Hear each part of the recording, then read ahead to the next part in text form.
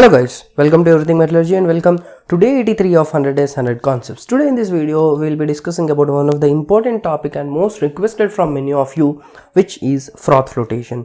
So what is froth flotation? Froth flotation is a technique to selectively separate out hydrophobic materials. Okay, what we do, we selectively separate my hydrophobic materials, okay, from the ore. Okay, what is hydrophobic? Hydrophobic is something which is fear towards water. That means it don't want to mix, it don't want to be with water. Okay, so usually hydrophilic and hydrophobic is what we call. Okay, hydrophilic. What is hydrophilic? Which will be easily reacted with water. Okay, whereas hydrophobic means it won't react with water. So we separate the ore particles, the mineral particles from the ore, which are hydrophobic in nature. So this is mainly dependent on surface properties, or we say surface sensitivity.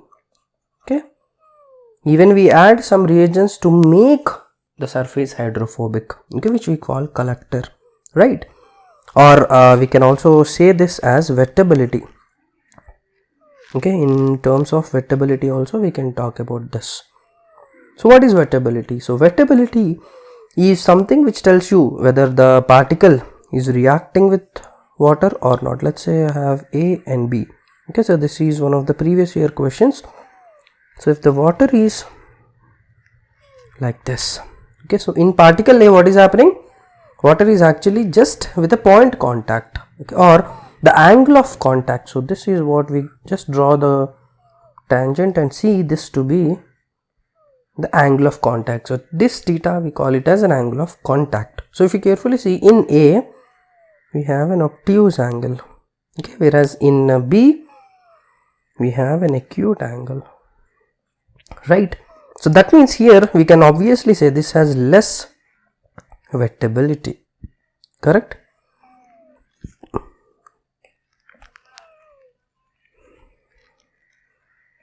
Whereas B particles here has more wettability. Okay, so we don't want to separate out these guys, so we only want to separate hydrophobic. So less wettability is hydrophobic and more wettability is hydrophilic. Okay, so in froth flotation, now coming back to froth flotation, we want to separate out these hydrophobic materials. So what happens in froth flotation technique?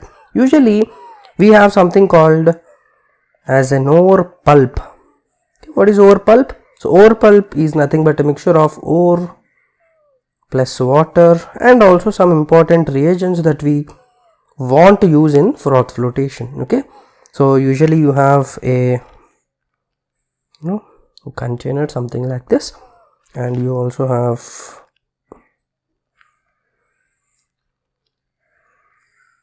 something like this. Okay, so this is the froth flotation chamber that we say. So what you do, you take your ore pulp here, okay, you put in the ore pulp into the what we say the flotation chamber, and you actually use to stir it. So this is stirring, okay, so agitating your ore pulp. So what happens? The hydrophobic materials will tend to form froth. Okay, usually what we are doing, you are stirring or agitating. Okay, so what will happen on agitation? Okay, sorry for that. Yeah, on agitating you actually also take care about the air. Some amount of air is also blown on stirring into it, right? So what happens because of it? It will take away the hydrophobic materials. The hydrophobic materials will try to ascend to the top, okay, with air, and they form something like this. So this is on the top, okay, So they form this froth. Okay, so what is this? So basically froth is my concentrate. Froth is containing the important mineral values. Okay, so ore pulp here we call this as a feed material, and this froth is actually called the concentrate. Similarly, we also have some unwanted materials in the bottom, of course, and these are called what? Tailings. Okay, of course, these are also removed out with a separate pipelines. And how this concentrate or froth is actually removed out? So this froth, you see, because as the air agitation is continuous, this froth will tend to fall on these sideways, okay, which we call these to be launders.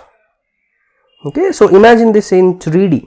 Okay, so these launders are just like a small canal ways, okay, which are taking my froth to the containers which we have, okay, which we call the let's say lead tanks or zinc, right? So these are basically your big overhead tanks that you have, okay, because it's again water is in it.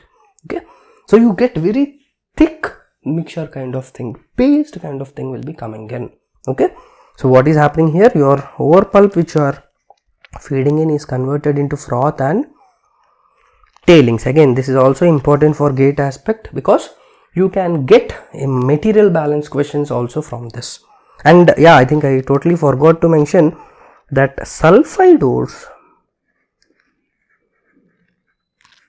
are used to sulfide ores are actually concentrated using this froth flotation technique.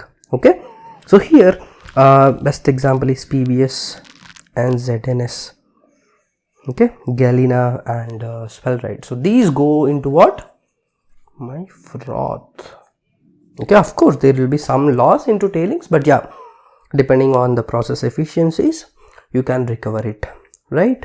So this is about a basic idea about froth flotation. Now in the next video we'll discuss about the reagents, how different reagents can be used, what are those functions. Okay, so I hope you like this video about the function or working principle of froth flotation. In the next video let's discuss about the functions of the reagents and also the early bird discounts for GATE 2022. These are ending in about 8 more days, I guess. Jan 31st. Until Jan 31st you have this, so please do register and enroll for GATE 2022 at everythingmetallurgy.com. So thanks for supporting. If you like this video, please hit the like button and also share with all the GATE metallurgy aspirants. Thank you guys.